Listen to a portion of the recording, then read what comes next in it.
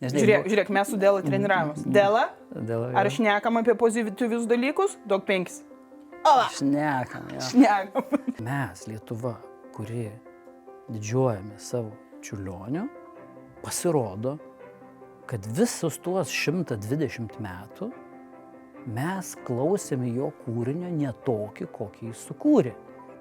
Nuo 2018 metų, kai mes įstojom į BPO, mes esam aukštų pajamų valstybė ir mes priklausom top 30 kažkeliom turtingiausiom pasaulio valstybėm. Kur pasaulyje jau darys tai su nano, sakykime, technologijom, kas kažkam atrodo galbūt labai juokinga. O mes brangių prietaisų komisijoje tvirtinsim, ką MRT galima. O mes savivaldai vėl būsim užkrovę kažkokias brangias infrastruktūros, kurios visiškai nebetitinka šio laikinio dalyko.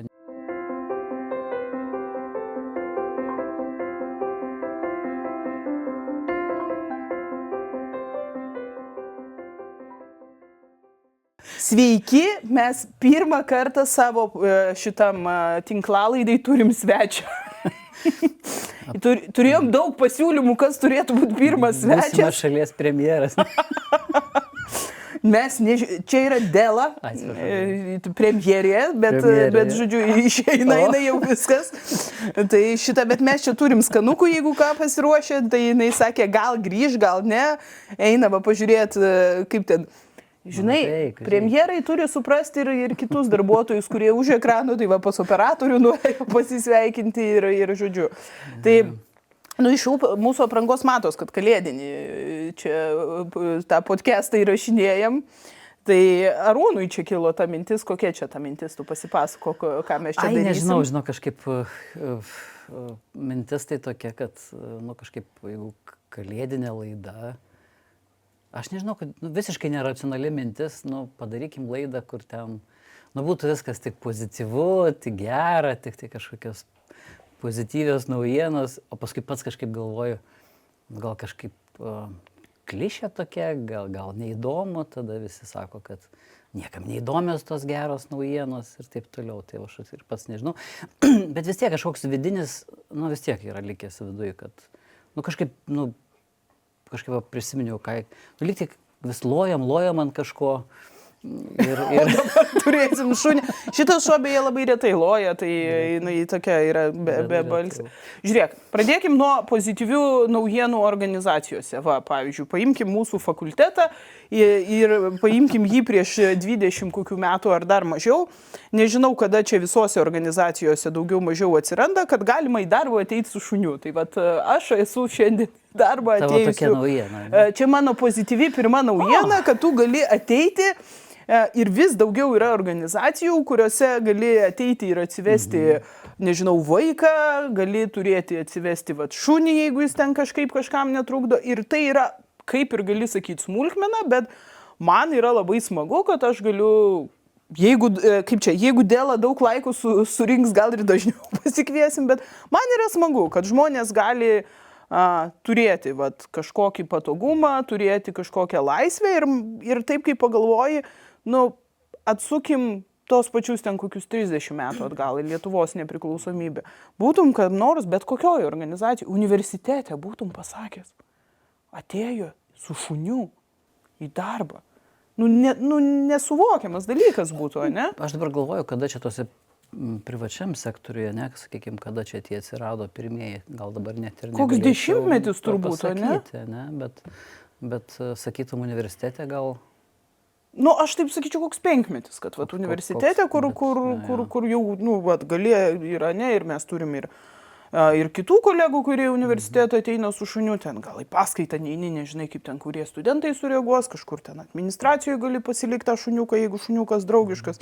Žodžiu, tai man kažkaip mes iš tikrųjų labai daug šnekam apie tuos neigiamus dalykus ir aš prisiminiau, mes su tavim kažkada labai labai seniai, kai dar dirbom Goštauto gatvėje, seniai. Kai dirbom Goštauto gatvėje, atsimeni, turėjom tokius kolegas, kurie vis pasidalindavo su mumis kažkokia patirtim. Ir vieną kartą jie dalinosi tokia patirtim apie knygą. Apie knygą lietuviškai, jinai angliškai vadinasi Factfulness, lietuviškai jinai vadinasi Faktų galia. beveik atsimenu, kas, nesvarbu kas, bet jau prisiminiau, kas. Bet jau prisimeni ir kas mums pasakoja, ne? Ir aš visai, buvau tą knygą nusipirkus ir kažkam paskolinus ir man visai nesiniai kažkas sako, aš tavo knygą turiu. Ir po kokių 7 metų man grąžino tą knygą, kurią aš, buvau... Tu buvai kažkokius pasižymėjimus darius knygai, ne? Ne, aš kažkaip nesižymiu. Aš tai turiu problemą didžiulę, nes turiu daug knygų, bet mėgstu juose ką nors pasižymėti, paskui kažkas sako, bet tu man duok tą knygą. Ir man taip yra žiauriai nepatogu, nes, lyg tai kaip ir negaila, bet iš kitos pusės... O tau nepatogu dėl to, kad tavo perskaitys ir tau gėda dėl to, ką prisižymėjai, ar nepatogu, kad trukdysi žmogui skaityti? Gal truputėlį patirtis, esu praradęs kažkada knygą. Paskui nebepatogu buvo žmogui priminti, kažkaip su to žmogumi išsiskyrė keliai ir tiesiog iškeliavo mano viena knyga, kur buvo visokių mano pasižymėjimų. Ai, tau gaila jų, ne? Ir tada kažkokia tavo dalelė kažkur dingsta. O šiaip tai ne, aš tai knygose kažkokių tokių nerašau, kažkokių... Kur gėda, kad... Nors, žinai, patyrė žmogus, pasižiūrėjęs, ką ten pabraukė, gali kartais ir kažkokių išvadų padaryti. Tai va, bet žiūrėk, aš kodėl prisiminiau, ne tik dėl to, kad man grąžino tą knygą, bet dėl to, kad aš ją dar ir perverčiu. Ir tas autorius, Hansas Roslingas, kur ten ranga, jo visa ta knyga, jisai buvo duomenų mokslininkas, kuris skaitydavo pranešimus ten TEDo konferencijose, jis yra jau miręs prieš daugiau negu 10 metų ir ta knyga yra senoka, bet tuo metu jis buvo žymiausias, turbūt, duomenų mokslininkas pasaulyje. Jo visa knyga yra parašyta apie tai, kad pasaulis nėra toks blogas, kaip mes galvojam iš tikrųjų. Ir visa knyga yra parašyta apie pozityvą. Ir kaip mes galbūt kartais susikoncentruojam į kažkokią ten vieną faktą, smulkmeną, negatyvą ar blogą. Ir labiau ten yra kaip ir 10 priežasčių, kodėl mes galvojam, kad pasaulis yra blogesnis, negu jisai yra iš tikrųjų. Ir aš pagalvojau, kad iš tikrųjų aš visai neseniai vedžiau mokymus. Ir dalyvių paklausiau, sakau, yra 3 kategorijos valstybių. Aukštų pajamų valstybės, vidutinių pajamų valstybės ir žemų. Kuriai kategorijai priklauso Lietuva? Ir visi beveik vieningai atsako vidutinių pajamų arba net kai kas žemų pajamų. Nuo 2018 metų, kai mes įstojom į BPO, mes esam aukštų pajamų valstybė ir mes priklausom top 30 kažkeliom turtingiausiom pasaulio valstybėm. Bet šitą mes praskipinam. Tai man, pavyzdžiui, šiandien kalbėti apie pozityvius dalykus, tai yra kaip tik labai smagu, dėl to, kad mes praleidžiam negatyvius dalykus, kažkaip, taip. O aš tai, žinai, kažkaip galvojau, tai irgi tą aspektą to pozityvumo.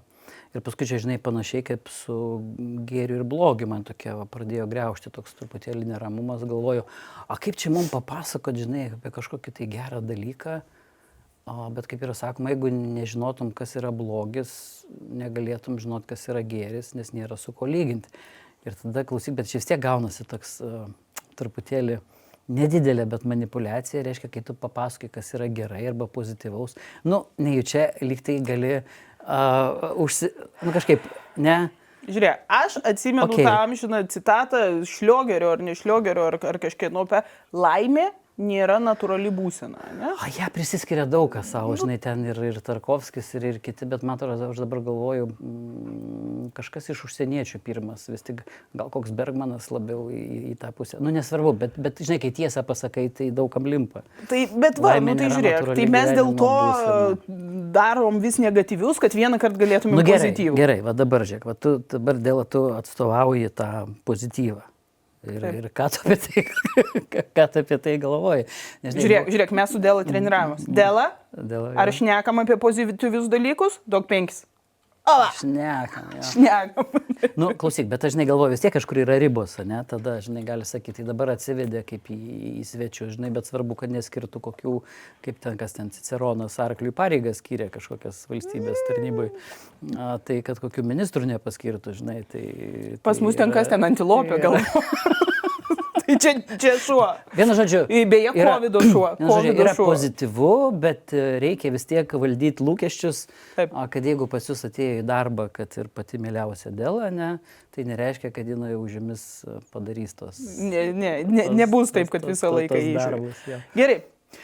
Aš tau dovanosiu tokį pozityvumą, nes šiandien pradėjom nuo organizacijų, ne, kilsim. Atgal, ne, šiandien nuo organizacijos. Kilsim į viršų.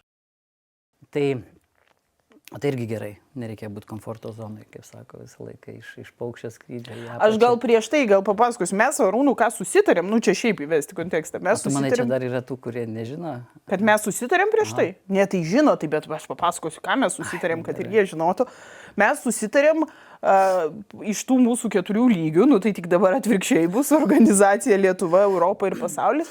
Mes susitarėm vienas kitą nustebinti ar padovanoti vienas kitam pozityvių faktų. Teigiamų dalykų, kurie gal kažkas vienas kitas kažko nežinojo. Gal tai bus kažkam dovana ir, kaip sako, ne tik mum, kaip sako.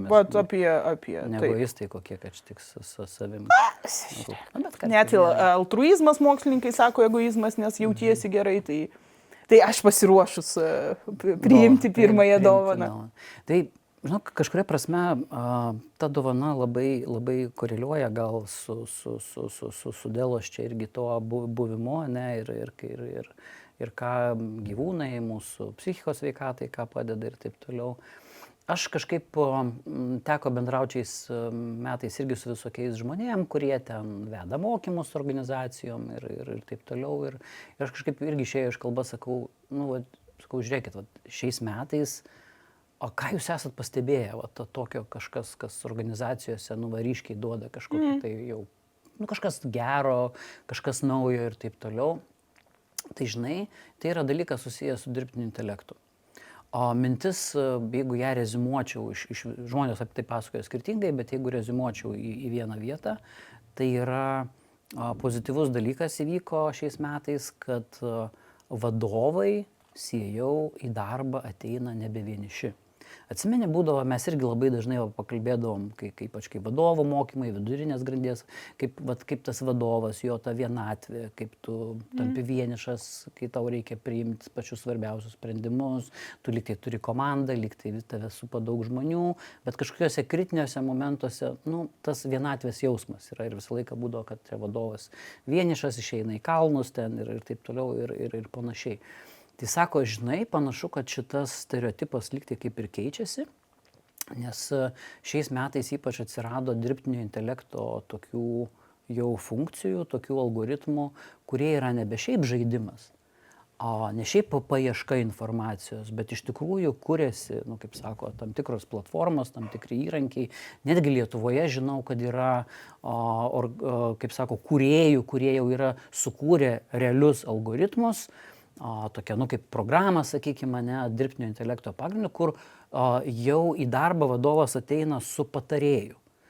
Jo komanda papildė dirbtinio intelekto patarėjas, jis yra atitinkamai suprogramuotas, jis atitinkamai mokosi, bet jis jau dalyvauja ne šiaip, kad kaip ten, kad man papasakok apie ką nors, bet jis realiai suprogramuotas, kad galėtų dalyvauti kaip tos organizacijos tam tikras narys.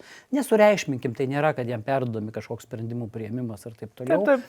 Bet tas užpildymas to tarpo, kurį mes vadinam vadovo vienatvė, jisai sako, kad čia toks pakankamai revoliucinis žingsnis, kad atsirado, kad iš vadybos dalyko išeina, palengvina ir atsiranda netgi naudojama ne tik patarimui, bet ir saviedukacijai, kada reikia save disciplinuoti, kada nėra šalia artimo žmogaus, kuris tave padisciplinuotų, kad tu irgi pats ten, sakykime, tobulėk ir panašiai. Tai dirbtinio intelekto sukurti tokie įrankiai realiai pradeda dalyvauti. Aš galvoju, čia pozityvu. Šiaip mane, žinok, visiškai nestebina, nes neseniai girdėjau statistiką apie tai, ko apskritai visuose įrankiuose dirbtinio intelekto, ko daugiausiai žmonės apskritai ieško, ne tik kalbant apie vadovus ir ne tik organizacijas, tai iš esmės yra psichologinės temos. Ir žmonės apskritai daugiausia su dirbtiniu intelektu kalbasi apie santykių problemas, apie kaip elgtis vienokio ir kitokio situacijoje, viskas, kas yra susiję su tuo. Ir tai nebūtinai, aišku, yra gerai, nes gali tas dirbtinis intelektas visko prisakyti ir mesgi turim ir tą atvejį, gerai, čia bus nepozityvu, bet tebūnie, kur berniukas kartu su dirbtiniu intelektu, paauglys, nebeatsimenu, kur vakaruose, priėmė sprendimą, kad racionaliausia būtų nusižudyti, ir ten vyksta teisminiai procesai, nes berniukas įvykdė tą sprendimą. Taip.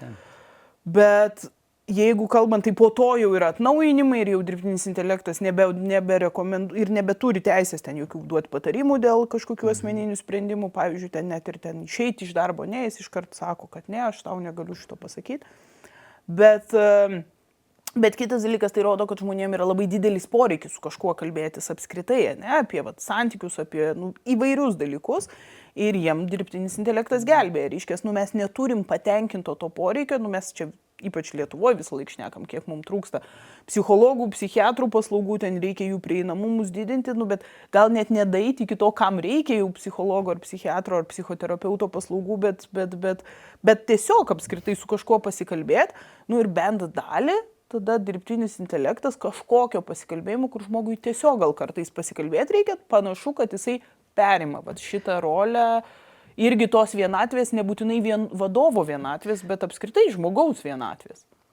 Jo, bet aš labiau tą išskirčiau, kad būtent vadybos to vienišumo, nes, tarkim, jeigu pabalansuosi mane, tai iš tikrųjų aplink vadovus labai dažnai būna ne dirbtinio intelekto, o to žmogiško intelekto, pataikūnų, patarėjų, kurie su savo patarimais pridaro galbūt netgi daugiau problemų negu, sakykime, dirbtinis intelektas. Tuo labiau, kad mes žinom, kad dabar yra ta galimybė ir jį turėti tokį, kai jis tau nepataikautų, tu gali atitinkamai jį suprogramuoti, sakykime, atitinkamai sąmoningai nukreiptą linkme. Tai aš galvoju, kad tai yra puikia, pozityvi žinutė vadovų pasaulyje. Aš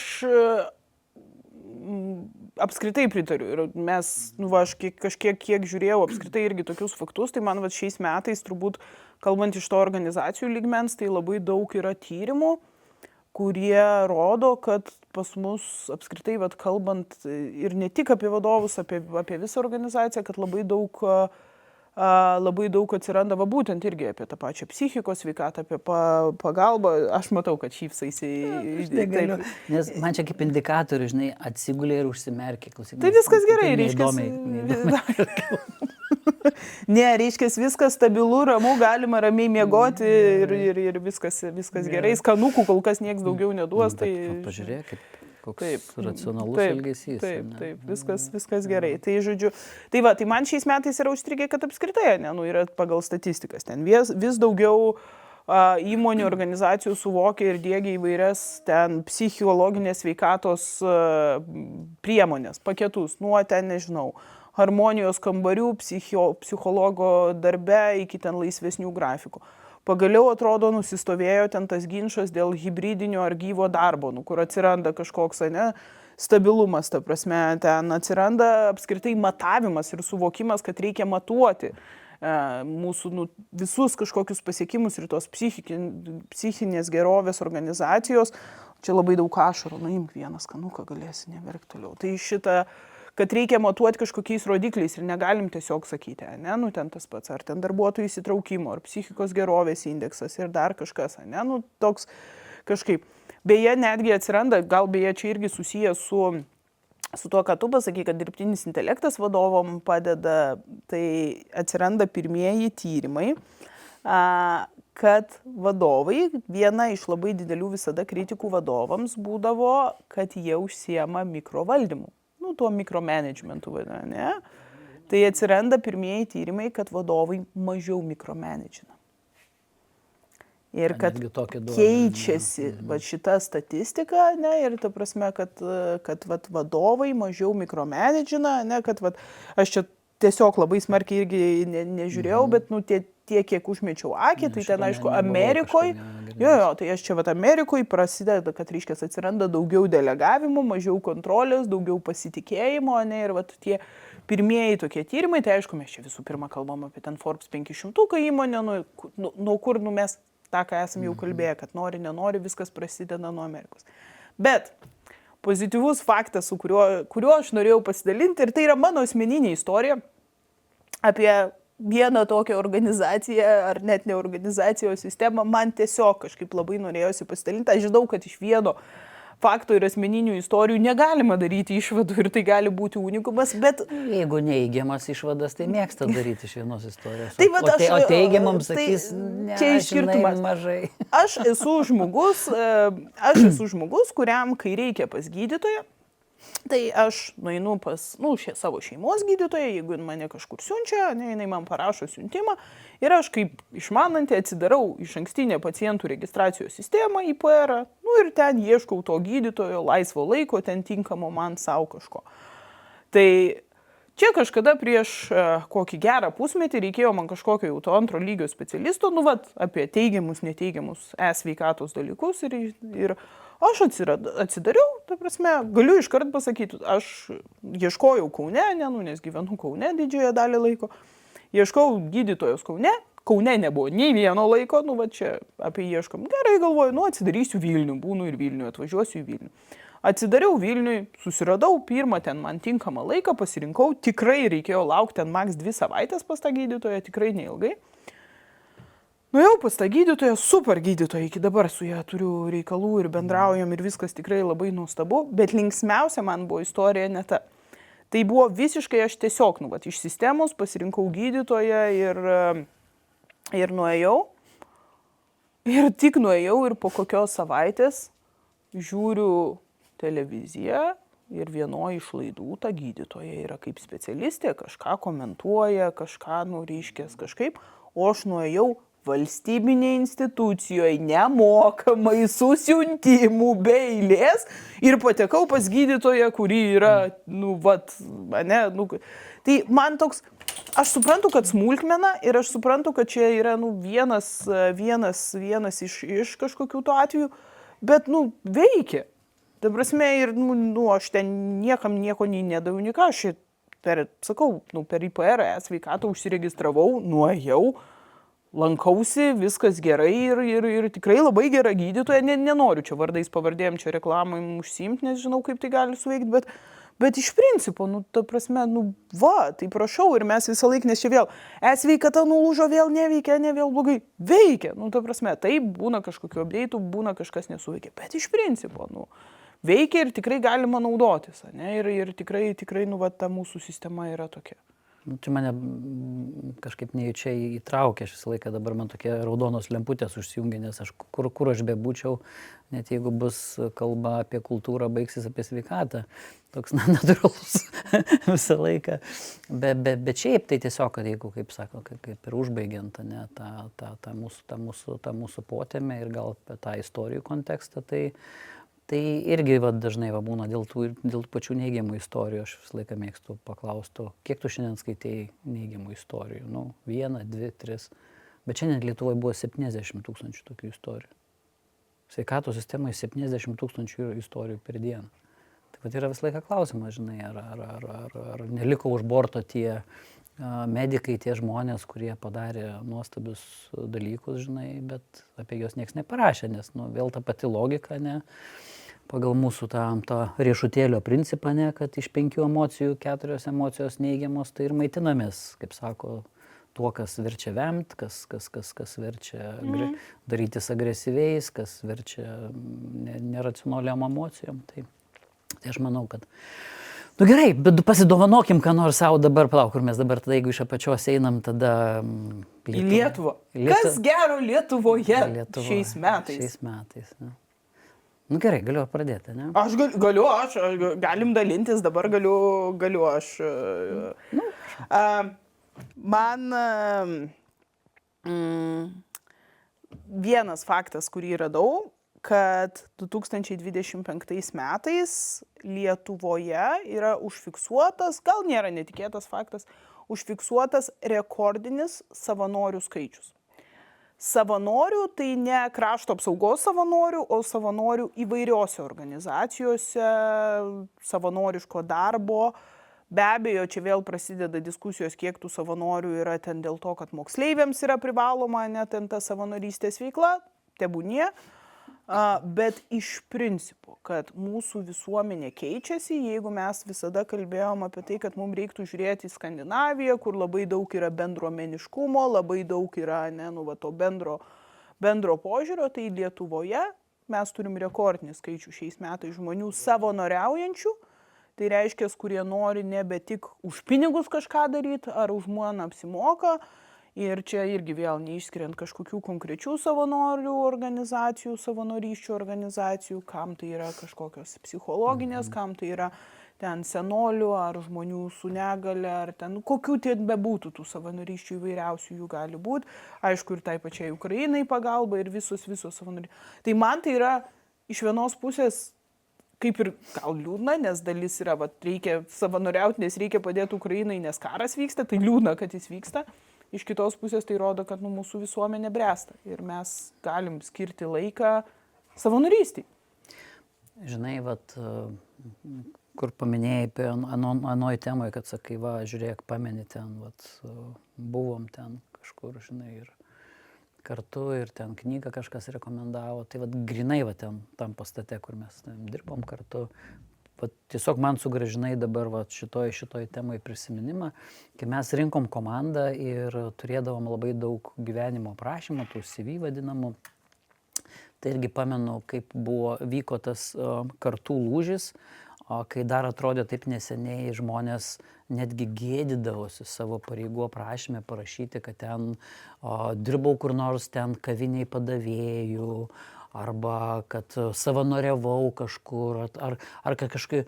Ir paskui staiga su užsienio, kaip sako, kompanijų, užsienio, kaip sako, to gerosios darbo praktikos visom valdysenom, staiga Lietuvoje viskas pasikeitė, kaip per vieną naktį, staiga visi pradėjo pildyti savo gyvenimo aprašymuose ir ten padavėjų buvau ir ten močiutę per gatvę pervedžiau. Nes tas toks irgi lūžis buvo, tiesiog prisiminiau, tas toks įvykęs, reiškia dabar žingsnelis, dar į priekį. Tai čia, žinai, kaip Amerikoje stojant į tuos Ivy League, gebenės lygos universitetus, į visus, bet aukščiausio lygio, kur moksleiviai baigia mokyklą, turi ne tik tai gerai ją baigti, ir išlaikyti tuos baigiamuosius egzaminus, jie ten, savo tos, nebeatsimenu kodo, kaip vadinasi, ten tie amerikietiški egzaminai, bet, žodžiu, turi jie ten savo tą konkretų pavadinimą.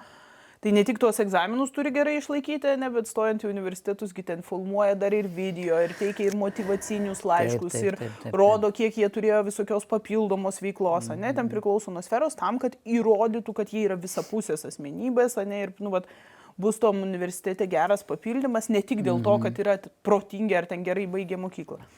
Tai šitoj vietoj ir tas yra labai seniai, ir žmonės labai jau seniai tame dalyvauja.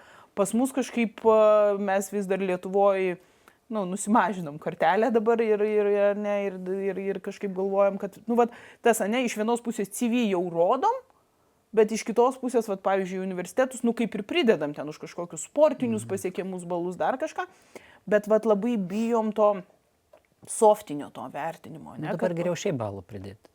Sakau, tai nuleis kartelę, taigi dabar 25 jau, ne? Tai čia irgi dar toks naujovė. Tai šiemet pridėjo, kitais metais nuleido. Pridėdamas žeminu čia, kaip sakant. Taip. Tai nuleido, jeigu trūks, tai dar pridės, nieko tokio, viskas gerai. Jo, bet žiauriai, ačiū tau. Smagus, geras pastebėjimas, iš tikrųjų, apie jį visiems verta, kaip sako, pagalvoti ir tas liečia ir viską. Ir žmonių dalyvavimą ten partijų veikloje ir visokių organizacijų veikloje, nes čia matyt gal tas toks truputėlį dar yra pas mus vis tiek iš to sovietmečio tam tikras pažymėjimas, nes labai sukompromitavo kolektyvinius veiksmus, nes visur asocijuodavosi, kad jeigu kažką daro bendrai, tai yra kolektyvas, o žodis kolektyvas, tai čia yra tarybinė visuomenė ir tai yra blogis. Kolektyvas, tarybinė partija yra irgi blogis, viskas yra blogis. Ir paskui, kada ten tapo Lietuva nepriklausoma, reikia į namo bendrijos susirinkimą susirinkti, nėra kam, nes nesupranta tų bendrųjų reikalų, nes atrodo pats savaime yra blogis, o individas yra gėris, individualizmas vienintelis yra gėris ir tas, aišku, labai kenkia. Aš pačiai iš tikrųjų labai šitoje vietoje labai lengvai dovaną supakavau. Nes tai buvo iš tikrųjų, šiais metais patyriau, čia bus iš kultūros srities, Kaip netikėta. Jo, bus iš kultūros srities, bet tas irgi bus vis tiek finale susijęs su žmonėmis, su organizacijomis. O šį pavasarį teko tokia laimė.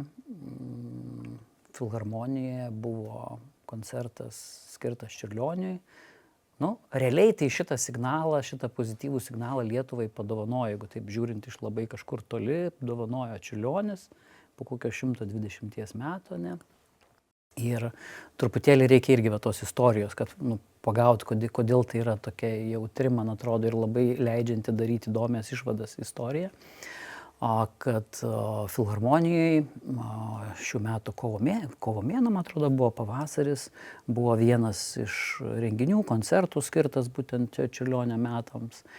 Ir mūsų, nežinau net kaip pavadinti, mūsų viena šiuo metu iškiliausių, genialiausių dirigenčių Mirga Gražinytė Tyla atvyko į Lietuvą ir atvežė, padovanojo kartu su vienu graiku, padovanojo, net nežinau, jinai padovanojo, Čiurlionis padovanojo, ar tas graikas padovanojo, net dabar sunku apsispręsti, kas yra, padovanojo Lietuvai dovaną, reiškia,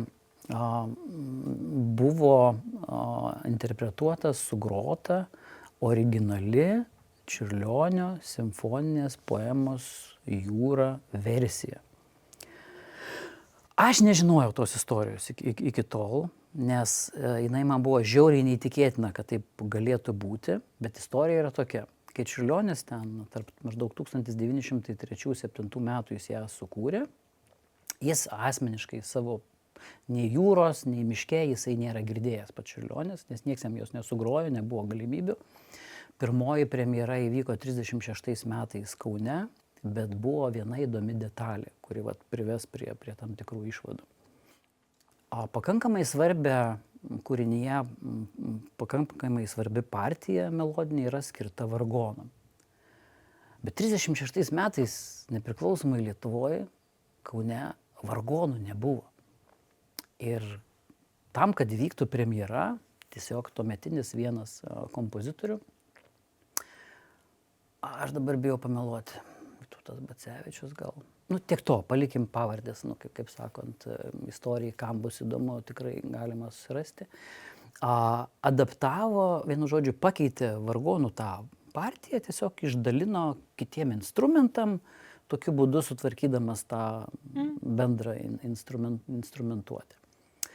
Bet paskui nejučia taip gavosi, kad ir tą vargonų partiją sutvarkė, paskui po karo, sovietmečių, 60-metį berods kitam mūsų kompozitoriui kilo mintis, kad, žinai, čia galima ne tik sutvarkyti, bet ten ir kokius 50 taktų ten išbraukė, paskui ten dar savo kažką prirašė, pridėjo. Ten 2000-aisiais gal buvo mėginta truputuką ten taisyti, bet iš esmės nepataisė. Ir realiai mes, Lietuva, kuri didžiuojame savo Čiurlioniu, pasirodo, kad visus tuos 120 metų mes klausėme jo kūrinio ne tokį, kokį jis sukūrė. Aš dar paskui specialiai pasižiūrėjau, galvoju, tai gerai, tada Kaune tų vargonų nebuvo. Tada pradėjau žiūrėti, kokiam 70-metį jau Vilniuje visur tie vargonai tose koncertinėse salėse yra. Tai kodėl? Kodėl mes vis dar grojam, muzikuojam, kažkokią tai versiją, ten kažkokiuose tai straipsniuose pastebėjau, ten buvo mėginama suvesti, kad dėl kažkokių tai politinių motyvų, velnias galvoju, koks čia aukščiausia matematika, jeigu tarybiniai laikai, vargonai, bažnyčia. CK biure ten kažkas dėl kažkokių natų ten politiką įsivaizdavo, nesvarbu. Tai tas išvadas palieku kitiem pasidaryti. Bet faktas yra toks, kad net ir Lietuvai tapus nepriklausoma, visus tuos 36 metus mes visus įrašus, viską klausėm, pasirodo Čiurlionį neoriginalų kūrinį. Ir tada prieš 8 dabar metus į Lietuvą atvyko toksai graikų kompozitorius, pavardę palikim, tiesiog kažkaip reikėtų pažiūrėti. Ir jis taip pamėgo tą Čiurlionio muziką, kad jis paėmė, įlindo į archyvus. Ir jisai, graikas, ne lietuvis, graikas, padirbėjo ir per 8 metus, kai jis sutvarkė tą visą partitūrą. Ir kada buvo kviečiama mūsų garsioji Mirga Gražinytė Tyla diriguoti, jinai pati pasirinko ir pasakė, aš diriguosiu, bet turim daryti originalą. Ir vat Lietuvoje po 120 metų pirmą kartą suskambėjo originalas Čiurlionio muzikos. Tokį, kokį Čiurlionis buvo parašęs. Tai pozityvi žinutė, kurią aš čia matau, ir po to aš kalbėjau su vairiais kultūros žmonėm, o čia yra tas irgi susilieta, kad pozityvi žinutė yra tai, kad Lietuva tampa originalia Lietuva.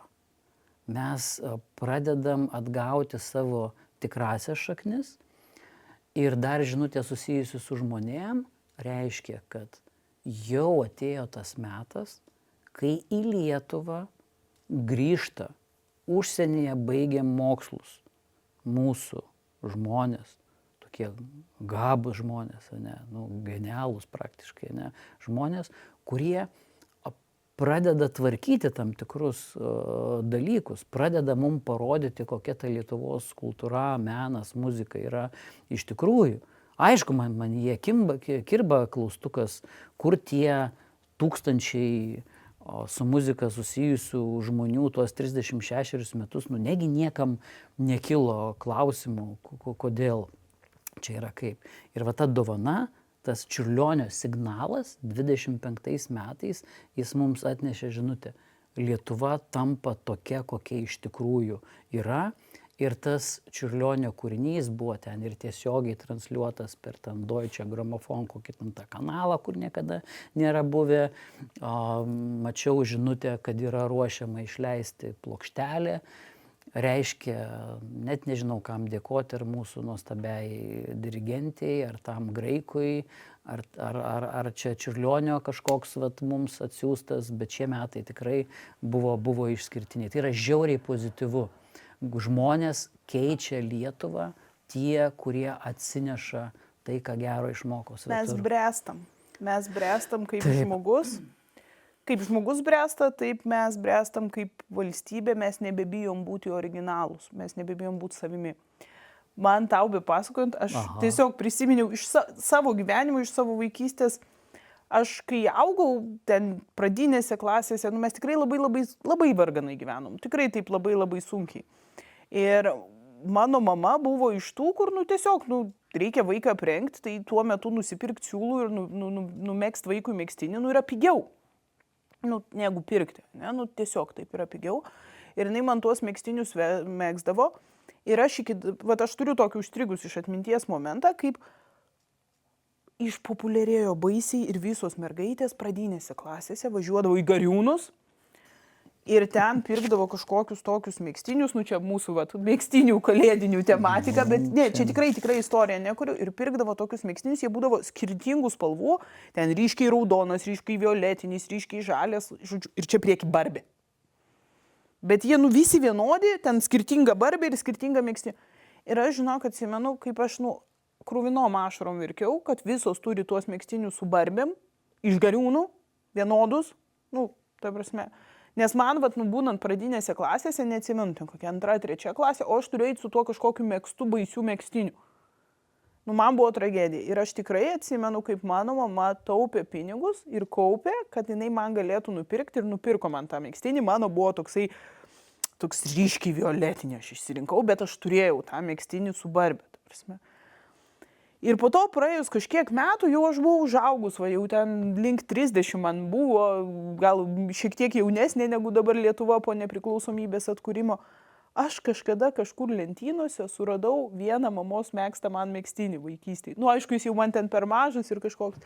Ir aš žiūrėjau ir aš galvojau, koks fantastinis, gražus ir kokia aš buvau, kvaila. Ir ta prasme, aš iki dabar atsimenu tą nesąmoningą su tą Barbė megztinį.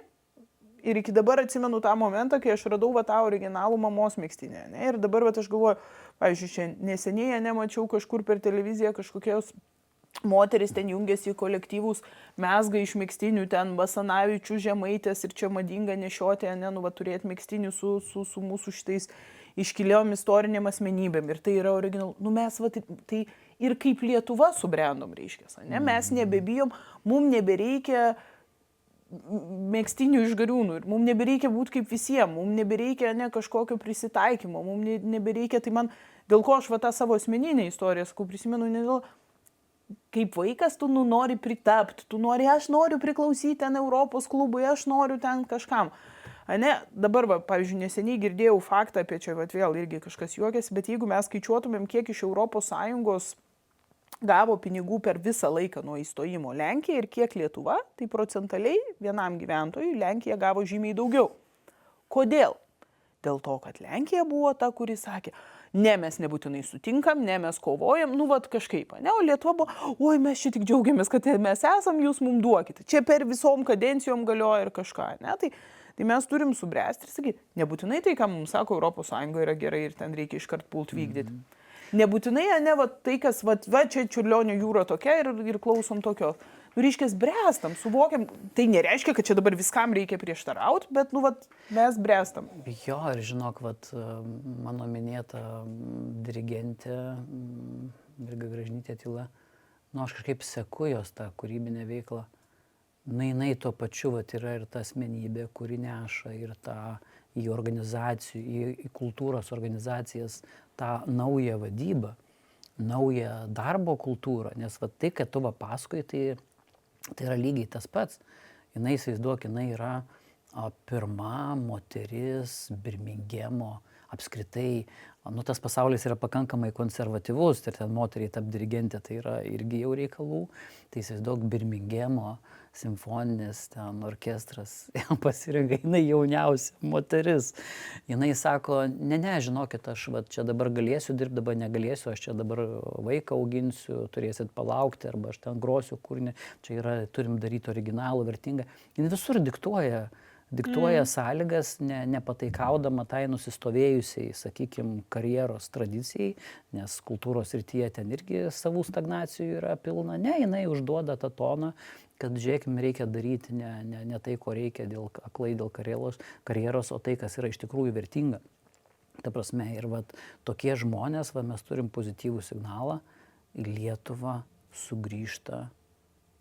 Nu, negali tu užtvenkti to šviesos, sugrįžta žmonės, kurie keičia tą Lietuvą ir jau duoda žinutę, kad... Žiūrėk, negali, tai ir tas nesustos. Ir pavyzdžiui, vėl irgi apie tą pačią Lietuvą kalbant, aš čia tai pasilinkiau dar pasižiūrėti, bet tie patys 2025 metai nuo nepriklausomybės atkūrimo laikų yra rekordiniai Lietuvoje pagal apskritai kultūros renginių lankomumą. Tai reiškia, sakė, kad Čiurlionio renginių nėra. Tai, nu, yra, nėra, bet iš principo, žiūrėk, tai kultūra yra labai labai skirtinga ir turbūt ne tik filharmonijos ir Čiurlionio renginiai, bet apskritai tai reiškia, istoriškai nėra buvę tokio didelio lankomumo jokių kultūros renginių. Kažkas gal pirko bilietus, nežinau, į Skanoramą vien dėl to, kad tada atsisakė rėmimo kažkieno ar globos ten. Nebūtinai nuėjo.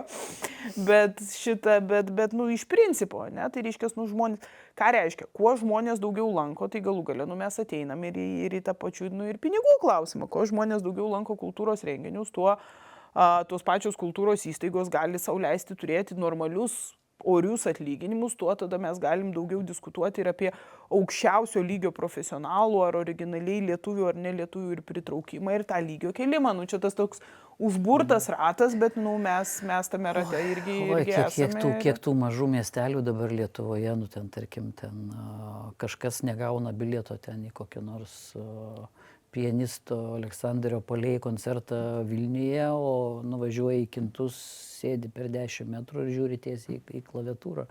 Mes beje, žinok, su vyru irgi taip darom. Mes nustojom vaikščioti į renginius Vilniuje ir Kaune ir mes ieškom renginių kažkur mažesniuose miesteliuose aplinkui dėl to, kad tu žymiai labiau kamerinėje aplinkoje esi, žymiai arčiau. o lygis atlikėjų, kuriuos tu gali gauti, niekuo nesiskiria. Ir vietoj to, kad tu ten arenui nematai, kas vyksta kažkur būtum, tai ta prasme, tu esi, vat visiškai kamerinėje erdvėje. Tai yra jų dovana Lietuvai, nes, be abejo, ten kažkokie bilietų pardavimai filharmonijai ir ten kažkaip... Be reikalo pasakiau, dabar pradės visi važinėti, bus sunkiau patekti. Į kintus va jau viską. Išdavėm žvejybos. Išdavėm kaip. Žiūrėk, bet šiandien yra pozityvi laida. Tai dovanokim ir... Žiūrėk, kadangi pasakėm, kad bus pozityvi, tai daug kas bus jau išjungę, neklausė, nes neįdomu pozityvo klausyti. Europą. Kylam aukštyn. Tavo eilė pradėti. Aš galiu, bet tavo eilė. Gerai. Europai aš tau... galvoju iš Europos, tai signalas, žinok, mums dovana yra, bent čia mano subjektyvi nuomonė labai svarbi, jinai atsklido, čia tikriausiai buvo, čia būtų Helsinkis, o Helsinkyje vasara. Gali būti, kad tai buvo koks ten birželis, kada ten rinkosi labai daug Lietuvos, Europos mokslininkų. Jie visi rinkosi į kongresą neuromokslo. Ir ten, atrodo, ten buvo vokiečių, šveicarų ir tokia grupė mokslininkų, dabar jau galiu suklysti, bet ne taip svarbu.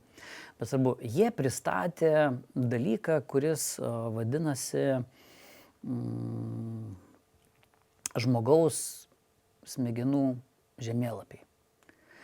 Prieš kokį 10-metį, žinai, tie, kur esam irgi auditavę nemažai dalykų, Euro Horizon, 2020 ir visos tos priemonės Europos komisijos skirtos mokslui. Ir ten buvo vienas iš projektų prieš 10 metų pradėtas susijęs su žmogaus smegenų tyrimais ir būtent Helsinkyje, tam kongrese, toje konferencijoje buvo realiai pristatytas jau toks, kaip realus rezultatas, kad nuo šiol visos gydymo įstaigos, žodžiu, kad tai, kas buvo tik tai mokslo dalis, jau dabar gali keliauti ir į klinikinę dalį. Ir tai atveria galimybės turėti tokią platformą, kurioje galima vaikščioti po žmogaus smegenis kaip po Google Maps'ą. Taip kaip jie ir sakė, atėjo laikas, kad tai yra Google Maps, ne, ir mes turim įrankį, kur galima vaikščioti.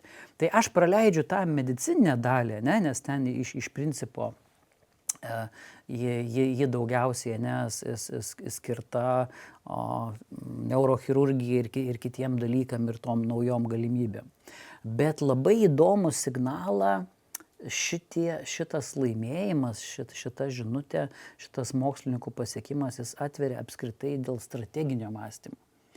Nes pasirodo, iki šiol dominavo ta tokia nuomonė, kad pas mus yra tokia labai konkreti ten ta prefrontalinė, kaip ten vadinasi, ta smegenų dalis, kurioje yra tas strateginio mąstymo, sakykime, sukoncentruoti dalykai. Čia signalas yra toks, kad, mielieji, ne viskas taip aišku, arba tiksliau dabar tampa aiškiau, kad pasirodo lemia strateginio mąstymo sėkmę ne konkreti ta viena žievė, bet lemia sinchronizaciją skirtingų mūsų smegenų dalių ir būtent nuo tam tikrų vietų, kuriuose jos sinchronizuojasi ir nuo ten esančių problemų arba jų buvimo arba nebuvimo galima pradėti paaiškinti, kodėl būtent tas žmogus yra neracionalus. Ta, ką ekonomikoje mes, arba kitur. Lyg tai viskas aišku, bet žmogus priima kažkokį neracionalų sprendimą ir panašiai. Tai reiškia, šitas mokslo pasiekimas galimai atneš ir į vadybos dalykus, kur yra analizuojami sprendimo priėmimo modeliai, gali būti, kad jie jau dabar bus papildomi būtent šituo pasiekimu, kad galima pradėti orientuotis. Jeigu labai vaizdingai pasakyti, tai tarkim, kaip tie mokslininkai, kaip sako, įsivaizduokit, kad čia pas mus visa galva yra tinklas geležinkelio, ir yra tos tokios pagrindinės stotis, ten Berlynas, Londonas, Paryžius ten ir taip toliau. Yra mažesnės stotelės ir vat priklausomai nuo to, kur pas jūs atsiranda problema, atitinkamai ir jūs turit ten Tai čia gėrio. tas ką kalbėjau, ne, ten galės pradėti aiškinti tos pačius visus iracionalius sprendimus, nu kodėl vat, aš perku kažką brangiau, nes nu net noriu. Tai va, pozityvumas yra tame, kad, nu kaip ir dažnai būna ten, kariniai pramoniai daro tyrimus, o paskui taikos metu jie tampa tie pasiekimai naudingi. Tai čia buvo nukreipta daugiau į medicinos sritį, bet jinai rodo, kad tie pasiekimai atveria mums naujas teritorijas ir vadybai, suvokime, kaip priimti sprendimus ir netgi gali padėti modeliuoti, padėti nustatyti, ties kuria vieta mes kaip žmonės nulūžtam priimdami, nu, padarom tą klaidą. Ir kodėl ją, nu, vienu žodžiu, žiauriai įdomus projektas. Tai čia apskritai turbūt pradedam lysti į tą giluminę, ne, kaip žmogus masto ir iš kur atsiranda mąstymas. Žiauriai įdomi. Čia labai daug naujų. Tai va, tai aš galvoju, tai yra mokslo dovana visa, nu, kaip sako, ne tik Europai. Labai smagu, kad čia Europa lyderiauja šitam projekte. Tai yra vėl toks tam tikras ES kaip ir bendras pasiekimas, nes projektas yra bendras. Nu, tą tokį aspektą, vat, man pradėjau liktai žiūrėti, mat ten Lietuvos gal tik tai pasigendu. Aš ten nematau, kad ten kažkokiose valdymo organiuose būtų, nematau, kad ten dalyvautų. Bet mes maža šalis, negalime gal visų sričių ekspertų ir specialistų. Jo, ten gal 20 ES šalių dalyvauja, mūsų ten nėra, bet vat žinutė, kad turim pradėti mąstyti vizionieriškai ir vat čia yra signalas. Čia yra vieta, kur yra ne tik medicinai. Čia yra žinutė ir visiems kitiems, kad labai įdomu. O jeigu dar dirbtinį intelektą, ne, prie to pripliusuojam, tai atsiranda nu, visiškai naujos galimybės, ta prasme, kurias dar sunku suvokti, bet jos yra. Aš iš Europos turiu 3 faktus, negalėjau niekaip išsirinkti kuris. Tai vienas yra labai susijęs su tuo, turiu vieną apie mokslą, vieną apie ekonomiką ir vieną apie saugumą. Ir niekaip negalėjau išsirinkti kuris, tai dabar jau pas visus 3, tai vat pradėsiu nuo mokslo, nes labai tinka. Tai nuo 90 metų, tai 35 metai, Europos universitetai pagal aukšto lygio mokslinės publikacijas pirmą kartą aplenkė JAV universitetus, pagal jų skaičių. Ką tai reiškia, kur mes... Trumpas, ne?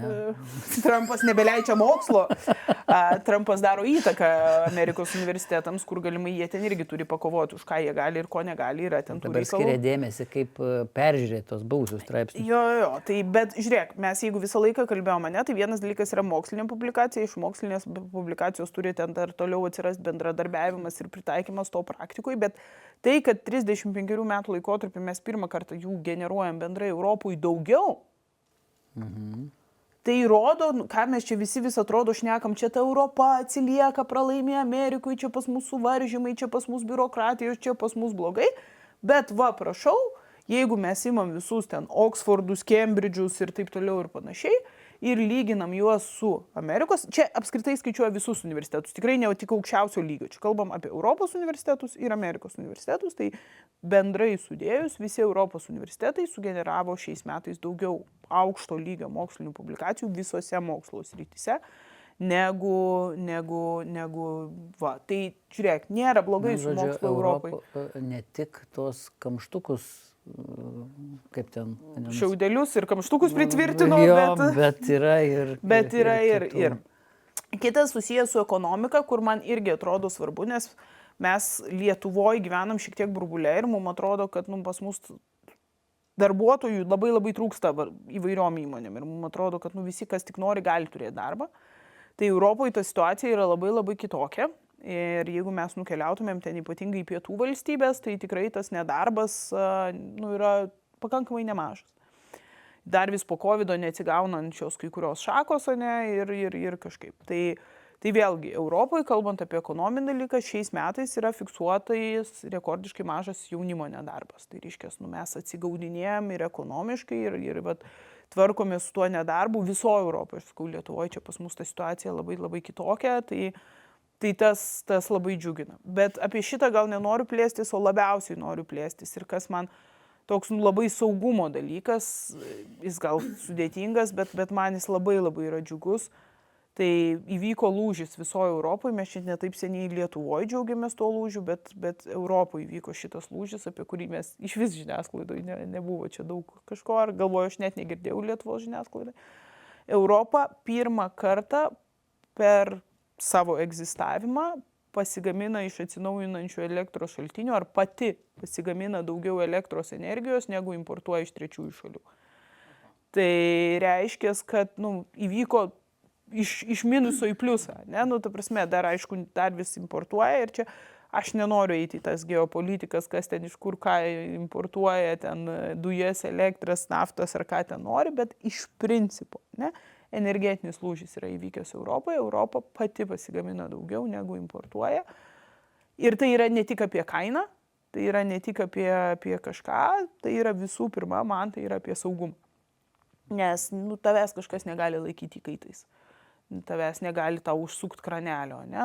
Dabar ant Lietuvos galima užleisti balionus, kuriuos čia leidžiam nuolatos, tai va čia panaši situacija, kur mes visi suvokiam, kas yra tas energetinis nepriklausomumas. Ir man tai yra labai džiugu, kad jeigu anksčiau ta pati Rusija galėjo ten sakyti, o mes jums užsuksim dujas, ar mes jums kažką, tai kuo toliau, tuo mažiau kažkas galės daryti įtakos, nes turim būti realistais. Europoje sprendimus vis tiek priima didžiosios valstybės, ir jų įtaka yra beprotiška. Vokietija, Prancūzija, ten ta pati Didžioji Britanija, Italija, vis tiek ten, kur BVP yra didžiausi ir kur tie didžiausi turtai.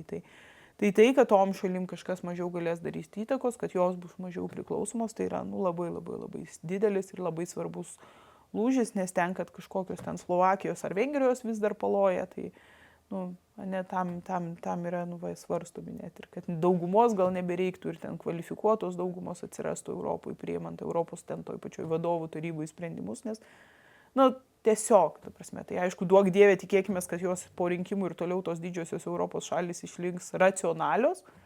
Žemėlapiai padės gal smegenų. Gal. Bet, va taip kažkaip. Puiku, matai, senutės Europos smegenis vis dar generuoja gerų dalykų. Man atrodo, kad dar išlieka, kol kas dar turim ir tą pozityvų tą dalyką, kad, žinai, čia kaip ir organizacijai, kaip sako, ilgas ten buvo pasitarimas, arba ten ilgai kažką ten svarstėt, bet ar ten būtų Izraelio ar Skandinavijos tas principas, sako, mes ilgai svarstom, bet paskui jau kai darom, tai, paimam ir iki galo padarom. Tai panašu, kad vis dar galim matyti tą pozityvą, kad Europoje kai kurie dalykai, jeigu ir lėtai derinasi, bet kai yra sutariama, tai yra daroma. Taip. Prasme, ne? Tai kad tu sakai, ne, tai yra lygtai kaip ir šitie pavyzdžiai. Man tiesiog, sakau, toks atrodo, kad man čia atrodo, kad čia ta Europa pastoviai čia šneka, niekas nevyksta, ne, toks jausmas, čia ta vien biurokratija ir mes toks vyksta.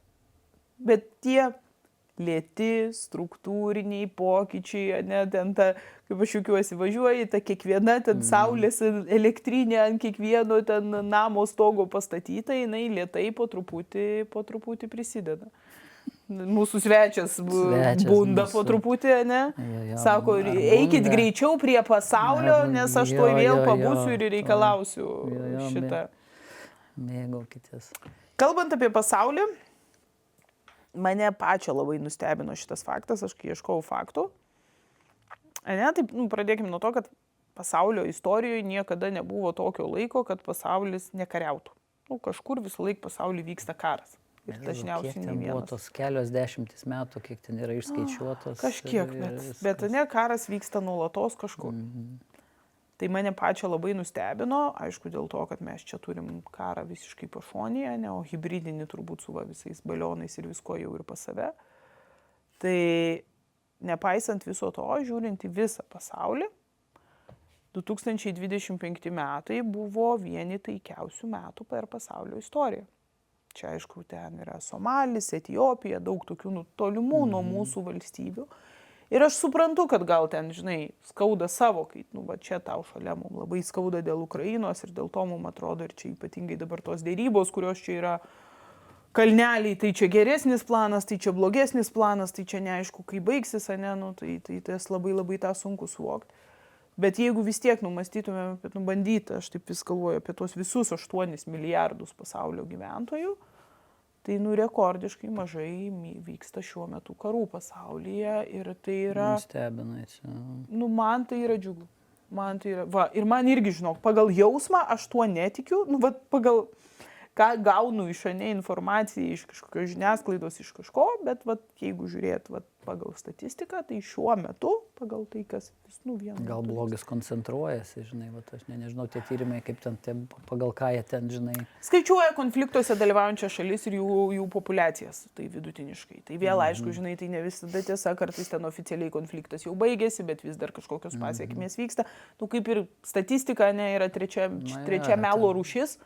Atitraukia išteklius, kaip sako, ir koncentruojasi. Viskas tas yra suprantama, bet, tai bet visada ar daugiau ar mažiau, tai kažkiek, bet net jeigu tai tik iš dalies kažkur tiesa, vis tiek, tai, kad mažiau žmonių kariauja, yra visada džiugu. Aš, žinai, natūralu, kad tos karo temos, žinai, jos smegenis spaudžia, tai matai, kaip įdomi ir aš kažkuria prasme irgi tokį jaučiau, kad kažką labai norėjau irgi šitoj temai likti, kaip ir, žinai, kaip ten išlenda to ekonomisto matymo vingiai, buvo net šaus mintis, kad palauk, o gal čia yra pozityvu, kad čia susikoncentravo pramonė, gal čia mokslinio atradimų bus daugiau ir taip toliau.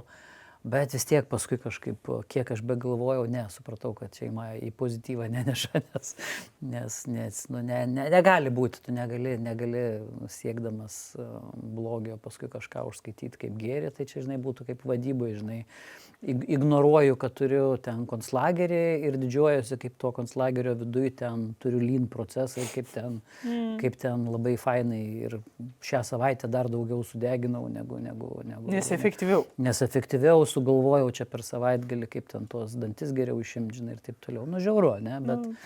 Bet kaip sako, bet beje tas žmonių pasaulis. Man tai nejučia dovana atėjo, vis tiek dabar gausis, kad tą mediciną paliesim, žinai, bet žinutė tikrai labai, man atrodo, yra stipri ir iš ekonominės pusės stipri ir tą galima paskui kituose sektoriuose panašių dalykų sekti. Tai čia būtų Japonija, čia būtų toksai, turėtumėm nusikelti tokį Kawasaki, tokį miestą. Žinai, kaip ten Japonijos tais miestais sunku supras, kur tie vienas prasideda, kur kitas baigėsi. Bet jis yra toks buvęs labiau pramoninis tokios senos industrijos miestas, netoli Tokijo, ten grinai šalia Hanedos, man atrodo, Haneda vadinasi, oro uosto. Žodžiu, tokia didžiulė tokia teritorija buvo paversta irgi tokiu kaip mokslo klasteriu. Ir jame ten, man yra tekę buvę tam pastate, tai labai esu laimingas ir ten vienam iš tokiam pastate, kuriame viduje tu nepatikėsi, ten tvyro tokia, tyla. Tiesiog tokia pastatas visas kaip laboratorija, žinai, kaip būtų, jisai toks stiklinis, tyla, ten šalia upė teka, vienu žodžiu, viskas taip yra ramu. Ir dabar aš neseniai perskaičiau, kad šių metų pradžioje, sausio mėnesį, į tą pastatą įėjo grupė žmonių su kostiumais tokie. Ten šiaip visi tokie kaip mokslininkai vaikšto, bet jie. Ir ten buvo pasirašyta labai reikšminga sutartis. Tai pastatas, apie kurį kalbu, tai aš ten gal labai tiksliai jo pavadinimo nepasakysiu, bet iš principo tai yra nanomedicinos mokslo centras. Jis buvo įsteigtas, sukurtas labai panašiai, kaip kalbėjome, Europai pradėjo tos smegenų tyrimus ir žemėlapius žmogaus smegenų daryti, tuos e-brain, kaip ten vadinasi. Tai čia šiuo atveju buvo gal 13 metais pradėtas nanomašinų žmogaus kūne moksliniai tyrimai. Buvo padarytas visas institutas, sukoncentruotas tam, kad iki 2045 metų būtų sukurtas projektas ligoninės žmogaus kūno viduje, in body hospitals, ne? Ir tas, aišku, atrodė tokia truputuką fantastika, truputėlį kažkaip, bet jau ten gal po 5 metų veiklos jau atsitiko tai, kas jau pasidarė, sakykime, žiauriai visus nustebino, kai jau nebe fantastika, nes realiai buvo sukurtos nano, sakykime, tam tikri robotukai. Jeigu vaizdingai taip pasakyti, tarkim, kad mes, jeigu kažkas mato, atėjo į gydymo įstaigą ir mato MRT aparatą kokį nors, tai va šitą aparatą sumažinkim ten 1 000 000 kartų. Viską, ką matot medicinoje, viską sumažinti milijonais kartų, viskas patenka į ten molekulių pasaulio ten dydžio daleles. Ir va tie tokie NATO patruliai, jie iš pradžių buvo daroma ten su vynų tyrimai, su kitais, vienu žodžiu, siunčiami ten kaip su kraujo dalelėmis žmogaus organizmą ir jie tam organizme ten patruliuoja, keliauja, matuoja, siunčia signalus medikam, mokslininkam, tos nano dalelės, tie patruliai, tie robotukai jau sugebėjo kirsti net tą psichologiškai sudėtingą ir techniškai sudėtingą, kur yra kraujo ir smegenų, ta vadinamoji tokia riba, kur yra medicinoje labai didžiulė problema, ne visi vaistai gali patekti į smegenis, nes ten tokia labai gudri sistema. Atsiprašau, tu pasakai ir žinok, man dabar iš karto tas šitų dabar tai jau tikrai mus galės visus sučipuoti. Gerai, ne, tai dėl šito aš nepergyvenu, ten yra ten nečipavimas, ten praktiškai eina kalba, kad nuo vaiko gimimo, nes taip, sučipuotas iš karto. Yra tai daro, bet žiūrėk, bet visa esmė, kad jau dabar yra realiai ir genetikos ten įvairiuose dalykuose ir vėžio gydyme. Jau dabar realiai yra, kai kurie vaistai keliauja su tom nano dalelėm. Viskas, tos nano mašinėlės, jos jau egzistuoja, jos sukurtos. Aš žinau, gal apie Japonijos tą centrą nebuvau girdėjus, bet vis kažkur kažkokį buvau išgirdus, ta prasme, tai aš čia taip pasijuokiau, tiesiog tas apie sučipavimą. Bet žinutė dar netėjo iš manęs, ta prasme. Tai žinutė yra tokia, kad įvyko žiauriai pozityvus dalykas, nes kaip mes žinom, labai daug ten konferencijose kažką, mokslininkai daug ką prikalba, straipsnių prirašo ir viskas taip lieka kažkokių ar fantastikos knygom ar taip toliau. Tai vat šių metų sausį šitas nanomedicinos centras pasirašė sutartį su globaliu žaidėju. Yra toks Mitsui Chemicals, tokia globali korporacija. Jis yra Japonijoje, bet nėra Japonijos žaidėja. Tai yra globali pasaulinė žaidėja, kuri jau savo gyvenimo kelyje turi daugybę pavyzdžių, kaip jie pakeitė medžiagas, pakeitė tam tikrų industrijų apskritai iš esmės, sakykime, veikimą. Jie pasirašė 10 metų sutartį ir jau dabar šitie pasiekimai pereina iš mokslinių tyrimų, pereina į bendrą laboratoriją, kuri jau domėsis rinką, domėsis, kaip tai įdiegti praktikoje, kaip tai daryti masinę gamybą ir taip toliau. Reiškia, tai, ką mes vadiname komercializavimo, kaip mokslo sukurtus, ir visi universitetai turi tą dalyką, kaip paversti mokslą, kad jisai su verslu būtų, tai žinutė, sausio mėnesį, tam, kas atrodė kažkokia iš fantastikos srities, Japonijoje realiai gimė mokslo ir verslo jau bendras konglomeratas, ta prasme, kuris užsiims iš esmės šituo dalyku. Ir tai yra žiauriai gera žinutė pasaulyje. Tai čia nuo lygų gydymo tokių, kur mes net neįsivaizdavom, kad tas ligas galima gydyti, iki ten ankstyvosios diagnostikos, nuolatinio stebėjimo. Ir jeigu kažkada kalbėjom apie kažkokius išmanius laikrodžius, kurie ten pulsą seka, tai čia tiesiog tu turėsi, aš čia jokios, bet čipus, kažką, kur tu... Realiai tai yra, tai yra ligoninė viduje, tai reiškia, jeigu dabar visi įsivaizduoja, kad savaitgaliui kažkur į regioną atvažiuoja komandiruojami yra gydytojai, tai realiai 7 dienas per savaitę, 24 valandas per parą tavo kūne komandiruoti yra gydytojai, jie viskuo rūpinasi ir kas svarbiausia, jie, tarkime, ten ar kažkokią ankstyvą vėžio stadiją ar ką, MRT nieks dar negali tau nieko parodyti, joks aparatas, o jau ten tuos... Jie jau ne tai, kad diagnozuoja, jie jau gydo. Taip.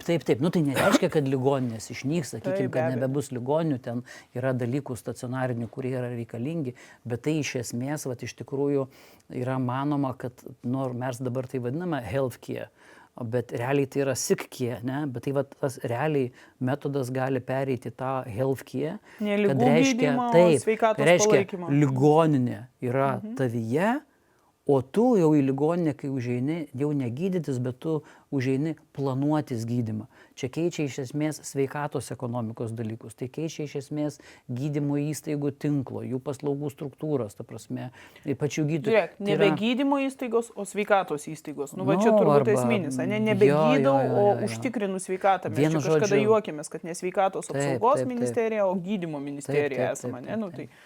Tai žiauriai faina. Tai ir kažkur skaičiau kažkokią tai pamastymą, kad dabar sako, yra to šalys, kurios susivoks laiku. Tai yra, sako, tokia kaip ir tos nano dalelės, plyšelis terptis į tuos procesus, kartu dalyvauti. Ir aš, kaip pagalvoju, kadangi teko visą Lietuvą apvažiavau, visas gydymo įstaigas, iš tikrųjų mes turim daug tų istorijų, kur sako, ten kažkada sovietmečiu čia kažkokį Gargarą 7 aukštų pastatė, čia kaip NATO būstinė, ta gigantomanija, seni metodai, tai sakykime, bet dabar yra labai svarbu Lietuvoje tas vizionieriškumas. Nesityčioti žmonių, kurie mato vizionieriškai, bet matyti sistemą, nes priešingų atveju mes vėl turėsim tokią infrastruktūrą, kur kažkur pasaulyje jau darys tai su nano, sakykime, technologijom, kas kažkam atrodo galbūt labai juokinga. O mes brangių prietaisų komisijoje tvirtinsim, ką MRT galima nusipirkti. O mes savivaldai vėl būsim užkrovę kažkokias brangės infrastruktūras, kurios visiškai nebetitinka šiuolaikinio dalyko, nes būtent šita in-body hospitals, visi šitie principai, jie mažina hospitalizacijų skaičių, jie mažina infrastruktūros poreikį, jie iš esmės, tarkim dabar, mes dar dabar 21 amžiuje, žiūrėk Živilė, jeigu taip pasibarstykim ir mes tavim galvą pelinais, nes dar prie mūsų, kaip svarstėm, kad gal ten dėl prevencijos reikia, kad būtų centrai Vilniui, Kaunui, žmonėm laiškus, vokus siūstų. Mes mąstėm, kad reikia vokus siūsti namus žmogui, kad jisai prevencinę programą atliktų. Japonijoje sako, mes irgi turim senėjančią visuomenę, mes irgi nebegalim to išlaikyti. Mes galvojam ligoninę žmogaus kūnę padaryti, prasme. Ir tai yra, vyksta realūs projektai. Bet žiūrėk, čia short-term sprendimai ir long-term sprendimai. Klausyk, bet nebe tokie short-terms. Jeigu jau dabar mes, jeigu kalbam, kad laiško, kažkokie tai dalykai buvo kosmosas 45, dabar sako, sudarėm sutartį, jau 45 nebereikės laukti, jau bus kokių 10 metų, anksčiau. Skaitai Orvelo 1984-85, neatsimenu, knyga, kaip vadinasi, 84 ar 85, Dėla, tu pasakyk, čia mes į pozityvę laidą susirinkom. Ką jinai čia pasakoja? Žiūrėk. Gali mane užstoti. Eikim į pabaigą tos laidos. Aš tai šiaip dar čia, tiesiog sakau, kai rankėjau tuos faktus apie pasaulį, tai man daugybė yra pozityvių faktų. Ir pasaulio raštingumas didėja. Ta prasme, apskritai raštingų žmonių ten šiais metais peržengėm ribą 90% žmonių. Ir kūdikių mirtingumas mažėja. Ir ta prasme, apskritai, ką aš čia dar buvau susiradusi. Ir, ta prasme, net 20 šalių šiais metais pakilo į tą aukštesnę kategoriją, iš ten žemų į vidutinės arba iš vidutinių aukštų. Tai, tikrai eina pasaulis iš esmės gerina. Tai mes, čia vėl mes ateinam prie tų, kad mes žiauriai daug mėgstam pagal tas smegenis, pagal kažką, užsikoncentruoti kažkokius blogus dalykus, mes mėgstam užsikoncentruoti į, negatyvus ir kažkaip. Tai aš savo ruoštų, kadangi čia viena dalyvė jau čia visą šitą, mes su Dėla esame iš tikrųjų čia pasiruošę dar dalykų. Dėla, ateik, atsisėsk, labas duok man. Jinai prakalbs. Labas, gulėdama šitą. Ne, mes galvojam, kad reikia, kad išlaikyti pozityvą, tai mes čia greitai pasislėpim dovanų. Kalėdinis epizodas, tai mes pasislėpėm dovanų. Tai čia yra, žiūriu, kuri čia gražioji pusė. Nežinau, ar nori atidaryti dabar ar po kalėdinę eglutę. Po kalėdinę. Po kalėdinę eglutę, tai gerai. Žiūrėk, aš nenustebinsiu, čia knyga yra. Ne, aš nebenoriu broliuko. Ne.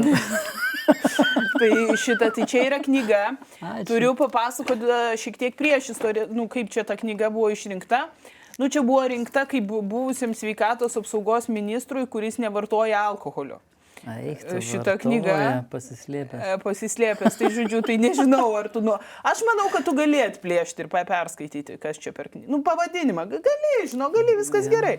Aš manau, kad tu gali atplėšti šitą tą... Aš be dovanų. Plėš, kaip gražiai per šitą, per...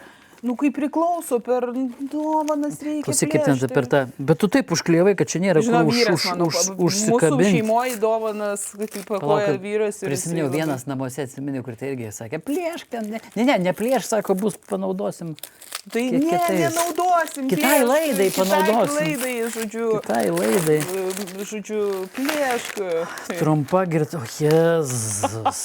Žiūrėk, čia yra rimta knyga. Trumpa girtuoklystės istorija. Čia yra rimta knyga apie istoriją, kaip mūsų istorijoje vyravo alkoholis ir kur jisai buvo ir kaip jisai kur atsirado ir buvo ar nebuvo naudotas. Tai, kad jinai yra su tokiu pavadinimu, žodžiu, tai čia yra, patraukta akį. Ačiū tau labai. Tai aš dabar jau tikiuosi pasakojimu. O visiškai užbaigt, kad pozityvo nebūtų per daug, tai reikia nustoti ignoruoti, kad mes čia esam dviese ir įduoti kalėdinių dovanų ir operatoriui. Tai aš dabar atsistosiu, duosiu operatoriui kalėdinių dovanų ir čia mes galim ir pabaigti. Kol tu jam duosi, aš prisiminiau, žinai, ką kažkaip kalbėjom apie vienatvę tų vadovų. Ir tą vienišumą ir mes šeima su vaikais visą laiką tokie esam, tokie klišiniai, žinai, tai viską vienas namuose žiūrim, tai aš tiesiog prisiminiau, žinai, kažkaip vis ta vieta labai įstringa, kai sako, žinai, jau sako, ten rašo laišką Kalėdų seneliui, ačiū už ten ar broliuką ar sesutę, jau šiais metais nebenoriu, atsiųsk plastilino. Tai aš tau irgi, Živilė, linkiu, kad tau plastilino atsiųstų ir visai Lietuvai linkiu plastilino. Mes kažkokias vizijas truputėlį. Kad sulipdytumėm. Kažką lipdytumėm, vėl pradėtumėm. Tai tikrai labai ačiū. Tai va, o šiaip jeigu labai liūdna, tai visada šuniukai gelbėja nuo vienatvės irgi labai padeda jie. Ne? Taip, viskas. Čia jis buvo dirbtiniu intelektu sugeneruotas. Sugeneruotas, galvojat, kad čia tikras buvo. Gerai, viskas. Gerai, ačiū, Arūnai. Ir tu duok 5. Gerų metų. Duok 5. O man irgi duosi? Duosi? Palauk, šitą dabar. Ne. Tu parodyk jai skanuką, kad turi. Reikia parodyti. Parodyk, kad turi ir tada parodai taip. Ir tada jau sakyk, duok 5. Duok 5. Duok 5. Duok 5. Matai, duoda, viskas gerai. Reikia.